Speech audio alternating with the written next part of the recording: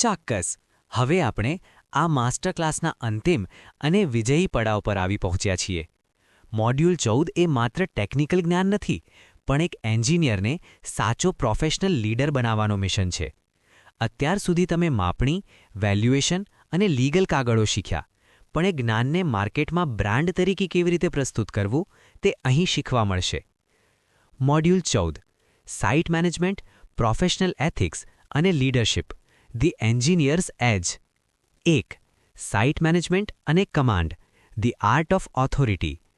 મિત્રો, સાઇટ પર જ્યારે તમે ઉતરો છો ત્યારે તમે માત્ર એક માપણી કરનાર નથી, પણ તમે ત્યાંના ઇન્સ્પેક્ટર છો. સાઇટ મેનેજમેન્ટ એટલે સંસાધનો, સમય અને લોકોનું સચોટ સંચાલન. સાઇટ પર શિસ્ત જાળવવી, લેબર અને કોન્ટ્રાક્ટર સાથે પ્રોફેશનલ અંતર રાખી કામ કઢાવવું અને સેફટીના નિયમોનું પાલન કરાવવું એ તમારી જવાબદારી છે. તમારી હાજરી જેલી હોવી જોઈએ કે કામમાં પારદર્શિતા અને ચોકસાઈ આપોઆપ આવી જાય. હંમેશા યાદ રાખો, જે એન્જિનિયર સાઇટ પર કંટ્રોલ ગુમાવે છે તે પ્રોજેક્ટની ક્વોલિટી પણ ગુમાવે છે. 2. કમ્યુનિકેશન સ્કિલ્સ અને સ્ટેકહોલ્ડર મેનેજમેન્ટ. તમારે સાઇટ પર માલિક, બેન્કર, બિલ્ડર અને મજૂર આ તમામ સાથે વાત કરવાની હોય છે. માલિક સાથે સહાનુભૂતિથી પણ સ્પષ્ટ વાત કરો, બેન્કર સાથે ડેટા અને પુરાવા સાથે વાત કરો અને કોન્ટ્રાક્ટર સાથે મક્કમતાથી વાત કરો. તમારી વાત કરવાની શૈલી તર્કબદ્ધ હોવી જોઈએ. જો સાઇટ પર કોઈ ભૂલ પકડાય તો બૂમો પાડવાને બદલે તેને ટેકનિકલી સમજાવો કે આ ભૂલથી ભવિષ્યમાં શું નુકસાન થશે. એક સારો એન્જિનિયર એ છે જે જટિલ ટેકનિકલ વાતોને પણ સામાન્ય માણસ સમજી શકે તેવી ભાષામાં સમજાવી શકે. 3. પ્રોફેશનલ એથિક્સ, ઈમાનદારી એ જ તમારી મોટી મૂડી. રિયલ એસ્ટેટના ક્ષેત્રમાં લાલચ ઘણી આવશે. કોઈ બિલ્ડર તમને થોડું માપ વધારી દેવા માટે અથવા કોઈ માલિક ખામી છુપાવવા માટે લાલચ આપશે. પણ યાદ રાખજો, તમારી સહી એ તમારી વર્ષોની મહેનત અને ડિગ્રીનું પ્રતીક છે. એકવાર જો તમારી વિશ્વસનીયતા એટલે કે ક્રેડિબિલિટી બજારમાં ખરાબ થઈ તો કોઈ ગણિત તમને બચાવી નહીં શકે. નૈતિકતા એટલે જ્યારે કોઈ જોતું ન હોય ત્યારે પણ સાચું કામ કરવું. તમારો રિપોર્ટ હંમેશા નિષ્પક્ષ હોવો જોઈએ. 4. નેગોશિએશન અને કોન્ફ્લિક્ટ રેઝોલ્યુશન એટલે કે વિવાદ ઉકેલ.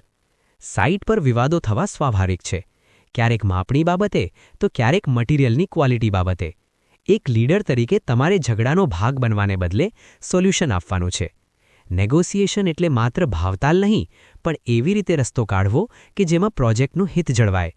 જો માપણીમાં વિસંગતતા આવે તો બધાની હાજરીમાં ફરીથી માપ લો, એટલે કે જોઈન્ટ મેઝરમેન્ટ કરો, જેથી શંકાને સ્થાન ન રહે.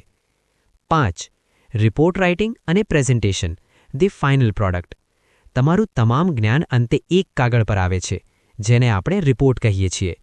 તમારો રિપોર્ટ સ્વચ્છ, મુદ્દાસર અને પુરાવા એટલે કે ફોટા, નકશા, સંદર્ભ સાથેનો હોવો જોઈએ.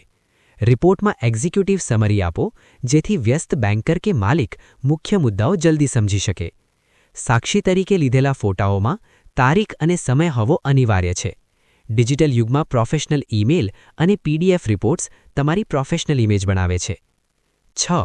સતત શિક્ષણ અને નેટવર્કિંગ. એન્જિનિયરિંગના નિયમો અને સોફ્ટવેર રોજ બદલાય છે. નવા GDCR નિયમો, રેશિયો અને ટેકનોલોજી સાથે અપડેટ રહો. પ્રોફેશનલ એસોસિએશન્સ જેવા કે ઇન્સ્ટિટ્યુશન ઓફ એન્જિનિયર્સ અથવા વેલ્યુઅર્સ એસોસિએશન સાથે જોડાઓ. તમારું નેટવર્ક એ જ તમારી નેટવર્થ છે. સાથી એન્જિનિયરો સાથે જ્ઞાનની આપ-લે કરો. 7. ફાઇનલ કન્ક્લુઝન, માસ્ટર ક્લાસનું વિજયી સમાપન. મિત્રો, તમે મોડ્યુલ 1 થી 14 સુધીની આ લાંબી યાત્રા સફળતાપૂર્વક પૂર્ણ કરી છે. તમે હવે માત્ર એક એન્જિનિયર નથી, પણ તમે માસ્ટર ઓફ સાઇટ ઇન્વેસ્ટિગેશન અને વેલ્યુએશન છો. તમારી પાસે ટેપ પકડવાની ચોકસાઈ છે, કાગળો વાંચવાની કાનૂની નજર છે અને લોકોને લીડ કરવાની ક્ષમતા છે. સાઇટ પર જતી વખતે હંમેશા યાદ રાખજો, તમારી નજર જાગૃત રાખો, તમારા શબ્દો સ્પષ્ટ રાખો, તમારી સહી પવિત્ર રાખો. શું તમે ગુજરાતને રિયલ એસ્ટેટ માર્કેટમાં નવો ઇતિહાસ રચવા તૈયાર છો? શું તમે તમારા જ્ઞાન અને ઈમાનદારીથી લોકોનો ભરોસો જીતવા સજ્જ છો? જો હા, તો જાઓ મેદાનમાં. વિજય તમારો જ છે.